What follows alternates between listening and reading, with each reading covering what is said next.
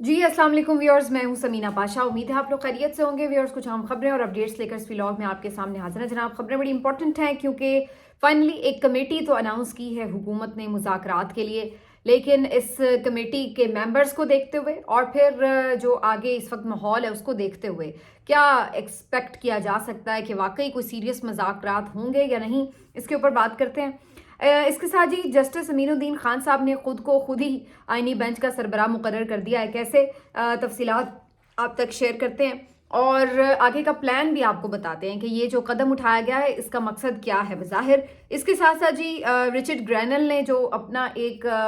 मज़ेदार किस्म का सिलसिला शुरू कर रखा है ट्विटर के ऊपर, वो जारी और सारी है और पीटीआई के लोगों के साथ उसका इंटरेक्शन भी बड़ा ज़बरदस्त तरीके से जारी है। लेकिन आज उसने जो एक पोस्ट की है वो बड़ी इंपॉर्टेंट है। वो बाकी पोस्ट से क्यों डिफरेंट है मैं आपके साथ शेयर करूंगी। और पीटीआई के लिए एक अच्छी खबर भी है कि अवैस यूनुस जो उनके लाहौर के सेक्रेटरी जनरल हैं उनको भी रिहा कर दिया गया है और वो वापस आ चुके हैं। तो ये सब खबरें आज के इस व्लॉग का हिस्सा है। आपसे रिक्वेस्ट है कि चैनल को सब्सक्राइब कर लें अगर अभी तक सब्सक्राइब नहीं किया।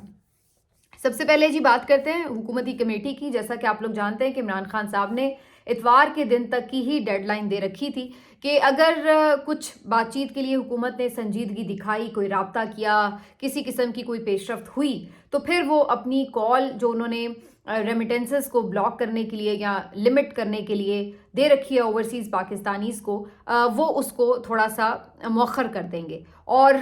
ये उन्होंने एक डेडलाइन मुकर्रर की थी इतवार की। तो जैसा कि आप लोग जानते हैं कि आज इतवार का रोज़ है, तो बिल्कुल आखिरी दिन जाके हुकूमत की तरफ से एक कमेटी अनाउंस हुई है। इस कमेटी में कौन कौन लोग शामिल हैं? इसमें जी ना सिर्फ ये कि PMLN बल्कि इत्तेहादी जमातों से भी लोग शामिल हैं। राना सनाउल्लाह साहब जो कि मुशीर हैं सियासी उमूर के, शहबाज शरीफ साहब के, तो वो इसमें शामिल हैं। इसहाक डार साहब जो कि आपको पता है राइट हैंड हैं बिल्कुल नवाज शरीफ साहब के भी, और नायब वज़ीर आज़म भी हैं, वज़ीर ख़ारजा भी हैं। इरफान सिद्दीकी साहब सेनेटर हैं, आपको मालूम है उनके बारे में, तो वो भी शामिल हैं। खालिद मकबूल सिद्दीकी साहब MQM के सरबराह हैं, वो भी इत्तेहादी हुकूमत के शामिल हैं इस कमेटी में। राजा परवेज़ अशरफ साहब पीपल्स पार्टी की तरफ से नुमाइंदगी करेंगे और नवीद कमर साहब ये भी पाकिस्तान पीपल्स पार्टी की तरफ से नुमाइंदगी करेंगे। इसके साथ साथ अलीम खान साहब यूं तो इस्तेहकाम पाकिस्तान पार्टी की तरफ से नुमाइंदगी करेंगे, लेकिन बहरहाल उनकी या उनकी पार्टी की तो वैसे कोई अहमियत नहीं है, सिवाय इसके कि ज़ाहिर है वो भी इत्तेहादी भी हैं और फिर वो भी इस्टेब्लिशमेंट के ख़ास बंदे ही समझे जाते हैं। और चौधरी सालक साहब जो कि PMLQ के आपको पता है कि लीडर हैं, उनकी भी इसमें शमूलियत की गई है। तो इस तरह ये जो कमेटी है तकरीबन एक काफ़ी बड़ी सी कमेटी बनाई है हुकूमत ने। अच्छा, अगर मैं वैसे ऑनेस्टली बताऊं कि इसके जो नाम अगर आप देखें कमेटी के, तो आपको अंदाज़ा होता है कि बड़े हैवी वेट लोग शामिल किए गए हैं, जैसे कि राना सनाउल्लाह साहब हों या इसहाक डार साहब हों। ये वो लोग हैं जो PMLN में इस वक्त ज़ाहिर है एक इम्पॉर्टेंस रखते हैं, उनकी बात की एक से है। इरफान सिद्दीकी साहब भी चलिए आप शामिल कर लें, क्योंकि बहरहाल स्ट्रैटेजी बनाने में और बयानियाँ बनाने में और मुख्तलिफ जो एक नज़रियाती सिलसिला है PMLN का, अब तो वैसे उसका कोई ताल्लुक है नहीं है नज़रिए से, लेकिन बहरहाल जो भी एक उनका एक बयानिया जो बनाते हैं वो जैसा तैसा भी, तो वो इरफान सिद्दीकी साहब बनाते हैं। तो बहरहाल ये 3 लोग जो हैं PMLN के काफ़ी इंपॉर्टेंट लोग हैं जो इस कमेटी का हिस्सा हैं। इसी तरह अगर पीपल्स पार्टी की तरफ से बात की जाए तो राजा परवेज़ अशरफ साहब जो कि साबिक़ वज़ीर आज़म भी रह चुके हैं, स्पीकर भी कौमी असम्बली के रह चुके हैं, तो वो भी एक इम्पॉर्टेंट पर्सनैलिटी हैं। नवीद कमर साहब हैं जी, उनके साथ ये भी साबिक़ वफाकी वज़ीर रह चुके हैं। तो ये दोनों इंपॉर्टेंट लोग हैं जो पीपल्स पार्टी की तरफ से नामजद हुए हैं। इसी तरह से MQM में तो फिर सबसे इंपॉर्टेंट खालिद मकबूल सिद्दीकी हैं, क्योंकि वो सरबराह भी हैं, तो वो खुद ही शामिल हो गए हैं। और फिर अलीम खान और चौधरी सालिक साहब हैं। तो अगर आप इस कमेटी की फॉर्मेशन देखें तो इसमें काफ़ी बड़े नाम हैं जो कि इस कमेटी का हिस्सा बने हैं। लेकिन ये कितने भी बड़े नाम हों, अगर ये इसमें खुद नवाज शरीफ साहब या जरदारी साहब भी बैठ जाएं आगे, मरीम नवाज साहिबा भी बैठ जाएं आगे, तो तब भी क्या ये कोई इंपॉर्टेंस रखेगी कमेटी, जब तक कि ये तमाम लोग जो बड़े सियासतदान हैं या सियासी जमातें हैं, इस्टेब्लिशमेंट के आशीर्वाद से ही अगर इन्होंने काम करने हैं या उनकी अप्रूवल से इन्होंने फैसले करने हैं या मुज़ाकरात करने हैं, तो फिर कितना भी आप बड़ा नाम क्यों ना हो, अगर आपके पास पावर ही नहीं है तो फिर आपके बड़े नाम की तो कोई हैसियत नहीं है। तो अब असल जो कहानी है वो ये है कि ये जो लोग हैं इस वक्त इस कमेटी में, یہ اپنے طور پر یعنی بحیثیت سیاسی جماعت کیا یہ مذاکرات کریں گے یا ان کو اسٹیبلشمنٹ کی آشرواد حاصل ہے؟ چند دن پہلے رانا ثناء اللہ صاحب نے یہ کہا تھا کہ اگر مذاکرات ہوں گے تو ہم اسٹیبلشمنٹ کو آن بورڈ لیں گے، ان سے بالکل ہمارے جو اس معاملے کے اوپر پہلے سے کچھ نہ کچھ معاملات طے ہوں گے اور اس کے بعد ہی ہم اس سلسلے کو آگے بڑھائیں گے۔ تو یہ ساری چیزیں جو ہے رانا ثناء اللہ صاحب آن ریکارڈ بھی کہہ چکے ہیں۔ تو کیا یہ صرف اسی حد تک بات تھی یا واقعی اب اسٹیبلشمنٹ کی طرف سے باقاعدہ بظاہر ایک فارمل مذاکرات کے لیے ظاہر ہے کہ ان کو آگے رکھا گیا ہے، تو اس کو ہم کیا اس سینس میں لے سکتے ہیں؟ تو یہ ایک اصل سوال ہوگا۔ ادروائز میری اگر آپ اپنی بات کریں کہ میں کیا اس کو جج کر رہی ہوں، تو آنیسٹلی مجھے ابھی بھی اس کمیٹی سے کوئی ایسی توقع نہیں ہے کہ یہ کوئی بہت زیادہ پیش رفت کرے گی یا کوئی مذاکرات میں بڑا بریک تھرو ہوگا۔ اگر ہم یہ سمجھ بھی جائیں کہ 2-3 ملاقاتیں ان کی ہوتی ہیں، اگر ان ملاقاتوں کے نتیجے میں یہ لوگ عمران خان سے کوئی ملاقات کرتے ہیں، وہاں سے کوئی اپروول آتا ہے، کچھ چیزیں ہوتی ہیں، تو پھر آگے بات کو دیکھا جا سکتا ہے کہ اس کا مطلب ہے واقعی کوئی سیریس بات ہے۔ مجھے جو بظاہر لگ رہا ہے کہ یہ کمیٹی بنا دی گئی ہے، عمران خان سے یہ پیغام شیئر کیا جائے گا کہ چونکہ کمیٹی بن گئی ہے تو آپ کچھ دن کے لیے جو اپنی کال ہے اس کو مؤخر کر دیں، وہ میں بھی 8-10 دن کے لیے مزید کال اپنی مؤخر کر دیں، اس کے بعد شاید 1-2 ملاقاتیں بھی ہوں اور اس کے بعد دکھانے کے لیے آنیاں جانیاں بھی چل رہی ہوں گی۔ تو یہ دیکھنا پڑے گا کہ اس پہ ایجنڈے پہ کیا بات آتی ہے، کیونکہ بیرسٹر عقیل ملک صاحب نے آج ہی کے روز یہ پیغام بھی دے دیا کہ جی عمران خان کی رہائی تو ایجنڈے پہ شامل ہی نہیں ہوگی۔ اچھا جی چلیے ٹھیک ہے، کیونکہ عمران خان نے تو اپنی رہائی کی بات بھی نہیں کی، انہوں نے تو جنرلی یہ بات کی ہے کہ جو سیاسی قیدی ہیں ان کو رہا کریں اور جوڈیشل کمیشن بنا دیں 9 مئی کے اوپر اور 26 نومبر کے اوپر۔ تو یہ کوئی اتنے بڑے معاملات نہیں ہیں جس کے اوپر نہیں حکومت کوئی پیش رفت کر سکتی، لیکن اگین یہ جو اگر ایک بات مانی جاتی ہے تو اس سے پھر آگے عمران خان کی رہائی کی طرف معاملہ جاتا ہے تو یہ پھر حکومت کو سوٹ نہیں کرتا، اور یہی وہ چیز ہے جس کی وجہ سے یہ لوگ مذاکرات سے ابھی تک بھاگے رہے ہیں۔ اور ابھی بھی جب تک اصل چیز یہ ہے کہ جہاں پہ مذاکرات ہونے ہیں وہاں پہ کیا سچویشن ہے، یہ بات ضرور اپنی جگہ درست ہے کہ جو ایک انٹرنیشنل پریشر اب پیدا ہونا شروع ہو چکا ہے اور آگے مزید بڑھنے والا ہے، اس کے نتیجے میں ظاہر ہے ان کو بھی اب اس بات کی فکر لاحق ہے کہ جلد از جلد ہم کوئی کنسنسس بنا لیں اور عمران خان سے کچھ ایسے معاملات طے کر لیں کہ جس کے بعد ہمیں ان کو اگر رہا بھی کرنا پڑے تو زیادہ جو ہم نے ایک اپنی امپائر کھڑی کی ہے اس پہ ہمیں کوئی زیادہ فرق نہ پڑے۔ تو یہ اب چیزیں جو ہیں ظاہر اپنی جب یہ بیٹھیں گے بات دیکھتے ہیں کہ بات چیت سے کیا نکلتا ہے، لیکن بہرحال فی الحال کے لیے یہ خبر ایک آ چکی ہے کہ حکومت نے کمیٹی بنا لیا۔ باقی عرفان صدیقی صاحب تو ابھی کل جشن منا رہے تھے کہ جی بڑا اچھا ہو گیا 9 مئی پہ فیصلے ہو گئے، بلکہ وہ تو کہتے ہیں نہیں ماسٹر مائنڈ کو بھی لٹکاؤ گے تو پھر ہی بات بنے گی۔ اسحاق ڈار صاحب تو چلیے پھر بھی ذرا دوگلی سی بات کر لیتے ہیں، لیکن جو ثناء اللہ صاحب ہیں وہ یہ کہہ چکے ہیں کہ عمران خان کا باہر نکلنا تو اس کا مطلب ایسے ہی ہے کہ جیسے پھر ہم اندر چلے جائیں۔ تو ان سب کو تو مائنڈ میں یہ لگتا ہے کہ عمران خان باہر نکلے گا تو اس کا مطلب اب ہم جیل جائیں گے۔ تو جب آپ اس سوچ کے ساتھ بیٹھیں گے تو آپ کیسے عمران خان کی رہائی ہو یا اور ان کے لیے کسی بھی قسم کے ریلیف کی بات ہو اس کے اوپر کوئی آپشن پہ غور کریں گے یا بات کریں گے؟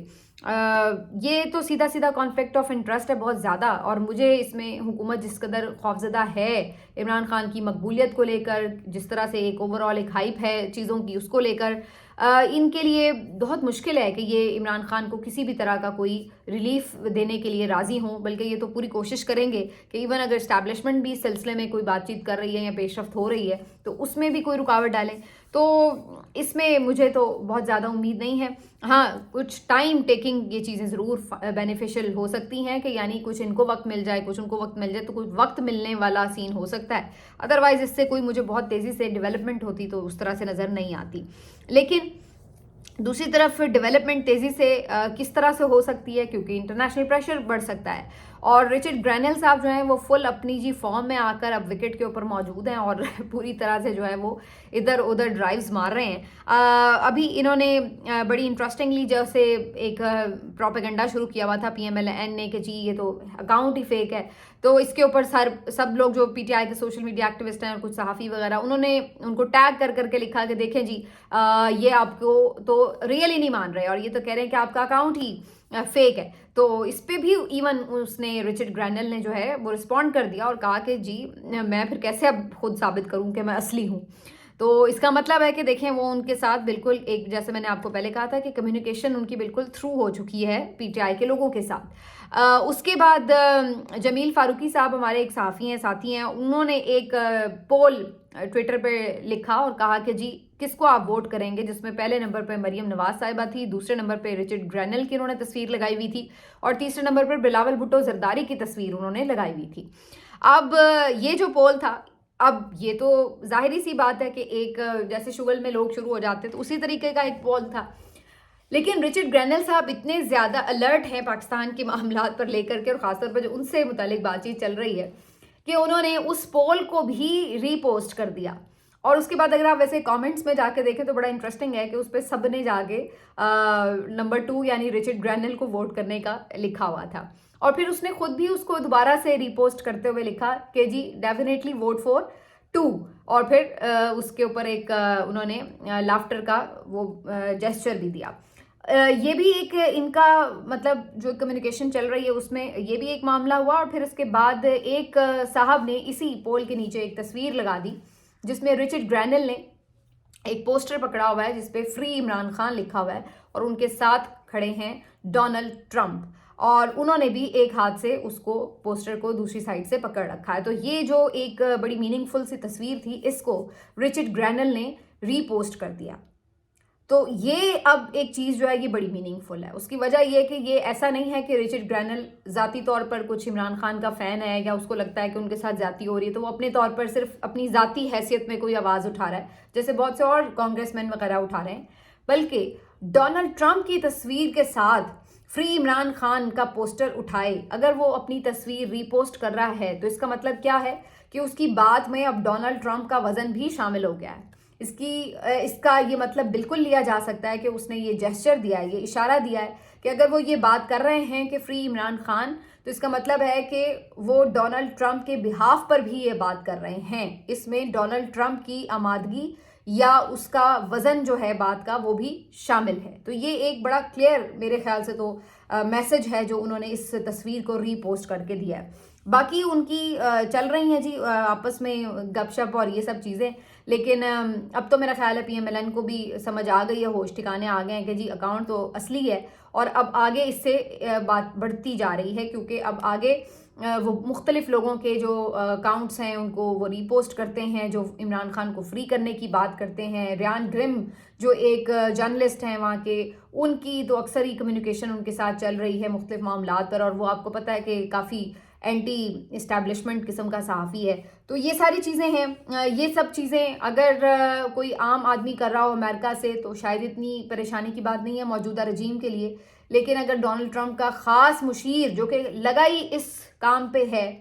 کہ اس نے جو مختلف تنازعات والے ممالک ہیں وہاں سے معاملات کو ڈیل کرنا ہے, تو وہاں پر پھر اس طرح کا اس کا انٹرسٹ, اتنی زیادہ اس کے پاس اس ریجنل نالج ہونا, ریجنل پالیٹکس کا پتہ ہونا, ریجنل لوگوں کے ساتھ اس کی اتنی کمیونیکیشن ہونا, یہ کوئی اس حکومت کے لیے بہت اچھے آثار تو مجھے نظر نہیں آتے. اور اب لوگ بہت زیادہ یہ بات کر رہے ہیں کہ جنوری سے پہلے خاص طور پر اس حکومت کے لیے بڑی واضح قسم کی سگنلنگ ہو جائے گی کہ آپ عمران خان کو رہا کریں, اور ان کو کچھ نہ کچھ عمران خان کے حوالے سے اسٹریٹجی بنانی پڑے گی. ابھی بھی یہ خبر بہت زیادہ مارکیٹ میں ہے کہ عمران خان کو بھی ریسنٹلی بھی یہ کہا گیا کہ ہم آپ کو بنی گالا فی الوقت شفٹ کر دیتے ہیں, جیل سے آپ کو آزادی مل سکتی ہے, لیکن وہی بار بار ان سے ڈیمانڈ کی جاتی ہے کہ آپ خاموشی سے بیٹھ رہیں, سسٹم کو کچھ نہ کہیں. تو اب اس حکومت کے پاس جو اگلا 1 مہینہ ہے, مجھے اس میں لگتا ہے کہ ان کی کوشش یہ ہے کہ مزید اپنے آپ کو سیکیور کر کے سسٹم وائز, اور پھر اگر انہیں رہا کرنا بھی پڑے عمران خان کو تو پھر یہ اس طرف مجبوراً جائیں گے. لیکن اس سے پہلے ابھی یہ خبر جو ہے بہت زیادہ جو گردش کر رہی تھی کہ پیر کو فیصلہ نہیں سنایا جائے گا, تو اس کے اوپر پھر خبریں متضاد قسم کی آتی جا رہی ہیں. ثاقب بشیر صاحب سینئر کورٹ رپورٹر ہیں, ان کے بقول ابھی تک بھی آفیشلی یہی ہے کہ فیصلہ کل سنایا جانا ہے, لیکن اگر رات کا کچھ ہو جائے تو کچھ کہہ نہیں سکتے. لیکن دوسری طرف 2-3 صحافی یہ بھی کلیم کر رہے ہیں کہ شاید فیصلہ نہیں سنایا جائے گا. تو اب یہ تو کہانی کل ہی پتہ چلے گی کہ فیصلہ کون کیسے سناتا ہے, لیکن ان فیصلوں کی بھی کیا حیثیت ہے آپ کو بھی پتہ ہے اور مجھے بھی پتہ ہے. اب اس سے ہی آپ اندازہ لگا لیں کہ جو 26ویں ترمیم ہے اس کو انہوں نے کہا ہوا تھا آئینی بینچ نے کہ ہم آگے جنوری میں جا کے سن سکتے ہیں, لیکن اس سے پہلے بات تھی کہ جوڈیشل کمیشن کے تھرو آئینی بینچ میں اگر کوئی تبدیلی کرنی ہے، کوئی اس کی کانسٹیٹیوشن میں کوئی تھوڑی بہت ترمیم کرنی ہے تو اس کو دیکھا جائے. اور کل جو جوڈیشل کمیشن کا اجلاس ہوا، مجھے کل بھی اس پہ بات کرنی تھی تو پھر بات طویل ہو گئی اور کسی اور طرف نکل گئی. تو اس میں بھی اب جسٹس امین الدین خان صاحب خود بھی اس جوڈیشل کمیشن کے ممبر ہیں انٹرسٹنگلی، اور وہ خود ہی آئینی بینچ کے بھی ممبر ہیں. اور جب اس بات کے اوپر ووٹنگ ہوتی ہے کہ جناب آگے جو بینچ ہے اس کو ہم نے تبدیل کرنا ہے یا اس میں کچھ تبدیلی ہونی چاہیے، تو اس کے اوپر جسٹس امین الدین خان صاحب جو ہیں وہ اپنے ساتھی ججز کے بجائے جا کے حکومت کے ساتھ کھڑے ہو جاتے ہیں. حکومت کے تو سب لوگ ظاہر ہے ایک ساتھ ایک طرف ہی کھڑے ہیں. اب یہ جو ججز ہیں جن میں آپ کے چیف جسٹس صاحب ہیں، منصور علی شاہ صاحب ہیں، منیب اختر صاحب ہیں، یہ تینوں ایک طرف تھے. اب جسٹس جمال خان مندوخیل جو پچھلی دفعہ جسٹس امین الدین کے ساتھ ہے، اس دفعہ وہ بھی ان کے ساتھ نہیں تھے، وہ بھی ان کے ساتھ تھے. تو 4 ججز یہ سپریم کورٹ کے ایک طرف تھے، اور اس کے ساتھ پھر جو اپوزیشن کے ممبرز تھے ظاہر ہے وہ بھی ان کے ساتھ تھے. تو یہ 6 لوگ ایک طرف تھے، لیکن 6 لوگ حکومت کے تھے، اور بیچ میں تھے جسٹس امین الدین خان صاحب جو کہ خود اپنے آپ کو ووٹ کر کے دوبارہ آئینی بینچ کے سربراہ بن گئے. تو یہ اتنا سیدھا واضح تضاد ہے. کبھی زندگی میں آپ نے ایسا سنا ہے کہ خود کو خود ہی کوئی اپوائنٹ کر رہا ہو؟ یہاں پر یہ ہو رہا ہے، یہ تماشا چل رہا ہے، مذاق ہے، یہ تھیٹر ہے، یہ کیا ہے، میری تو سمجھ سے باہر ہے. مطلب ہے کہ کوئی ان کو بھی اس بات کی کوئی گریس محسوس نہیں ہو رہی کہ یار میں خود ہی آئینی بینچ کے سربراہ کے طور پر کانٹیسٹ کر رہا ہوں اور خود ہی اپنے آپ کو ووٹ کر رہا ہوں، اور انہیں اس بات کی بھی کوئی وزن اور بوجھ محسوس نہیں ہو رہا کہ میرا ایک بھی ساتھی جج میرے ساتھ نہیں ہے. وہ کوئی ان 4 میں سے یہ نہیں چاہتا کہ میں آئینی بینچ کا سربراہ بنوں، لیکن میں پھر بھی بضد ہوں کہ نہیں، میں ہی بن کے بیٹھوں گا آئینی بینچ کا سربراہ. حالانکہ اس کمیشن میں اگر آپ دیکھیں تو جو ججز ہیں ساتھی، سب سے زیادہ تو وہ آپ کی کیپیبلٹیز کو، آپ کے کیلیبر کو جانتے ہیں، کیونکہ وہ آپ کے ساتھ مختلف بینچز میں کام کرتے ہیں، تو انہیں پتہ ہوتا ہے کہ آپ کی صلاحیت کیا ہے، آپ کتنے قابل ہیں. لیکن یہاں پر آپ اندازہ لگائیے کہ وہ 4 ججز نہیں آپ کو اس قابل سمجھتے کہ آپ آئینی بینچ میں بیٹھیں. اور وہ صحیح سمجھتے ہیں، کیونکہ جو کورٹ رپورٹرز ہیں، جو آپ کی پوری ہسٹری ہے پروفائل، وہ یہ بتاتی کہ آپ تو آئینی امور کے ماہر ہی نہیں ہیں. اس طرح سے آپ نے کبھی اس طرح سے نہ فیصلے لکھے ہیں نہ آپ کو پتہ ہیں، لیکن وہ آپ بنے بیٹھے ہیں. وہ آپ کو پتہ ہے کیوں بنے بیٹھے ہیں. تو اب یہ اس لیے کیا گیا کہ اگلے 6 مہینے کے لیے یہی آئینی بینچ رہے گا، جو کہ آپ کو پتہ ہے کس ٹائپ کا آئینی بینچ ہے. اس کے اوپر مزیدار بات، یہی آئینی سربراہ رہیں گے. اور ان 6 مہینوں میں ان کی خواہش کیا ہے حکومت کی کہ جناب آئینی ترمیم کو مہر لگوا دی جائے سپریم کورٹ سے. ان کی خواہش کیا ہے کہ جتنے بھی باقی ریویو پٹیشنز آنی ہیں، مخصوص نشستوں کی لگنی ہے، دیگر جو آئینی معاملات ہیں جو اٹکے ہوئے ہیں، 8 فروری کا کیس ہوگا وغیرہ وغیرہ، یہ سب چیزیں جو ہیں یہ انہوں نے آئینی بینچ سے اگلے 6 مہینوں میں پکی کروا کے مہریں لگوا لینی ہے، تاکہ ان کو جو قانونی طور پر ایک پروٹیکشن ہے وہ مل جائے. اور پھر اس طرح کی یہ کوشش کریں گے اگلے 2-3 مہینوں میں یہ سارے کام کرنے کے بعد کہ اگر اس کے بعد عمران خان کو رہا کرنا بھی پڑے تو ان کے پاس کوئی آپشن ہی نہ بچے کہ عمران خان کسی طرح کی کوئی پرابلم ان کے لیے کریٹ کر سکیں باہر آنے کے بعد بھی. تو یہ ان کی اپنی خواہش ضرور ہو سکتی ہے. لیکن بہرحال یہ انٹرسٹنگ ہے کہ یہ جو آئینی بینچ کی تشکیل ہے یہ ہے ہی ساری کانٹروورشل، کیونکہ ایک متنازع قسم کی آئینی ترمیم کی گئی، متنازع طریقے سے کی گئی، متنازع مینڈیٹ کے ساتھ کی گئی. اس کے بعد اس متنازع آئینی ترمیم سے ایک متنازع قسم کا جوڈیشل کمیشن بنا، اس جوڈیشل کمیشن کے متنازع قسم کا آئینی بینچ بنا، اور اس آئینی بینچ میں بھی اب جب بھی اس کی کوئی تبدیلی ہوتی ہے، ترمیم ہوتی ہے، تو وہ بھی سارا متنازع پروسیس ہو جاتا ہے. لیکن گریس نہیں ہے کہ ہم کیا بنے بیٹھے ہیں، بس بنے بیٹھے ہیں اور عہدے انجوائے کر رہے ہیں. تو بہرحال جی یہ جو ساری بات ہے یہ اب سامنے آ چکی ہے. ان کا مقصد کیا ہے آخر میں جی؟ صرف یہ آپ کو بات بتا دوں کہ جو سیکرٹری جنرل لاہور کے اویس یونس صاحب یہ فائنلی رہا ہو گئے ہیں. اکتوبر میں جو احتجاج ہوا تھا لاہور مینار پاکستان سے، اس وقت انہیں گرفتار کیا گیا تھا. اس کے بعد ان کو بلا وجہ 1 مہینہ تک ادھر ادھر لٹکایا گیا، یعنی لٹکایا مینس کے کیس کو لٹکایا گیا اور ان کو گرفتار رکھا گیا. اس کے بعد پھر ان کو جب ضمانت ملی تو کوئی اور کیس میں پکڑ لیا، پھر پکڑ لیا، اس طرح 2-3 مرتبہ ہوا. پھر بار بار ضمانت ملی تو ان کو جب رہا کرنے کا وقت آیا تو وہیں سے یہ لاپتہ ہو گئے. اور اس کے بعد پھر یہ لاپتہ رہے کافی دن، تقریباً 3 ہفتے یہ لاپتہ رہے اور ان کا کچھ پتہ نہیں تھا. فائنلی پھر لاہور ہائی کورٹ میں ان کی بازیابی کے لیے ایک پٹیشن دائر کی گئی، جس میں ابھی ایک ہی سماعت ہوئی تھی. ابوذر سلمان نیازی صاحب اپیئر ہوئے تھے ان کے لیے، لیکن اس کے بعد ان کو اگلے ہی دن رہا کر دیا گیا نامعلوم مقام سے. اب یہ واپس آ چکے ہیں. اب میں یہ بتا آپ کو اس لیے رہی ہوں کہ جب میں یہ اویس یونس کی پکچر دیکھ رہی تھی کہ جب یہ واپس آئے تو یہ نوجوان ہیں، اتنی کوئی زیادہ ان کی عمر نہیں ہے، پڑھے لکھے ہیں، باہر سے بھی پڑھ لکھ کر آئے ہیں، اور کبھی کوئی اس طرح کی ایکٹیویٹی میں ملوث نہیں رہے کہ جس کو آپ کہیں کہ جی کوئی شر پسندی ہے یا کوئی اس ٹائپ کی بات، نہ کوئی ان کا کبھی بہت کوئی کانٹروورشل سٹیٹمنٹ سامنے آیا، کبھی کچھ نہیں، سوائے اس کے کہ ہر ہفتے ایک ریلی نکالتے ہیں یہ آزادی رضاکار کی، اور لاہور میں کچھ اپنی جو ایک ان کی تنظیم ہے اس کو تھوڑا بہت متحرک رکھنے کی کوشش کرتے ہیں، سوائے اس کے اس شخص کا ابھی تک کوئی اور قصور سامنے نہیں آتا کہ اس نے کیا قصور کیا ہے۔ لیکن یہ مسلسل کھٹکتا ہے کیونکہ یہی وہ چیز نہیں چاہتے کہ لوگ یہاں پر موبلائز ہو، پنجاب میں، لاہور میں پرسکون طریقے سے مہارانی مریم نواز صاحبہ یہاں پہ حکومت کریں، تو یہاں پر ان کی جو پریزنس ہے یہ اس لیے قابل قبول نہیں تھی۔ لیکن آپ دیکھیے کہ اس ملک کو کس طرح سے ایک سرزمین بے آئین بنا دیا گیا ہے کہ اتنے دن یہ بندہ لاپتہ رہا ہے اور کسی کو کوئی پتہ نہیں ہے، نہ عدالت کسی کو پوچھ سکتی ہے۔ یہ شخص جب واپس آیا ہے تو آپ اس کی صحت دیکھیے کہ یہ کتنا کمزور لگ رہا ہے، کتنی اس کی جو اس وقت کیفیت ہے وہ ڈسٹربڈ کیفیت لگ رہی ہے۔ اور میں آج بھی یاد کرتی ہوں تو میرے رونگٹے کھڑے ہو جاتے ہیں کہ جب میں عمران ریاض سے پہلی مرتبہ ملی تھی جب وہ بازیاب ہو کے آئے تھے، تو یہی اسی طرح کی کیفیت جو تھی وہ آپ کو کوئی بھی شخص جو بازیاب ہو کے آتا ہے، چاہے وہ انتظار پنجوتا ہو، چاہے وہ اویس یونس ہو، کسی سے بھی آپ جا کے ملے تو اس کی کم و بیش اسی قسم کی حالت ہوتی ہے، اور کچھ تو اس حد تک شوق میں رہے ہیں کہ وہ اس کے بعد دوبارہ کبھی سنبھل ہی نہیں پائے، دوبارہ آپ کو کبھی اپیئر ہو کے کہیں سامنے نظر ہی نہیں آئے۔ اس طرح کی بھی سچویشن رہی، میں کئی نام آپ کو ایسے گنوا سکتی ہوں۔ تو بہرحال ہم کیا کر سکتے ہیں؟ فی الحال تو آواز اٹھا سکتے ہیں اور دعا کر سکتے ہیں کہ جی یہ ظلم و ستم کا دور، یہ تاریک دور کسی طور ختم ہو، جان چھوٹ جائے ہماری، اور اللہ تعالیٰ یہ کہ ہم پر رحم کرے۔ لیکن یہ تکلیف دہ بات ہے کہ وہ لوگ جو آپ کے ملک کا اثاثہ ہو سکتے ہیں، آپ کے ملک کا مستقبل ہو سکتے ہیں، ان کو آپ نفرت کرنے پر مجبور کر رہے ہیں، اور یہ سلسلہ اگر اسی طرح جاری رہا تو پھر مجھے لگتا ہے کہ کہیں بہت زیادہ دیر نہ ہو جائے۔ ملتے ہیں آپ سے اگلے ویلاگ میں، اپنا خیال رکھیے، اللہ حافظ۔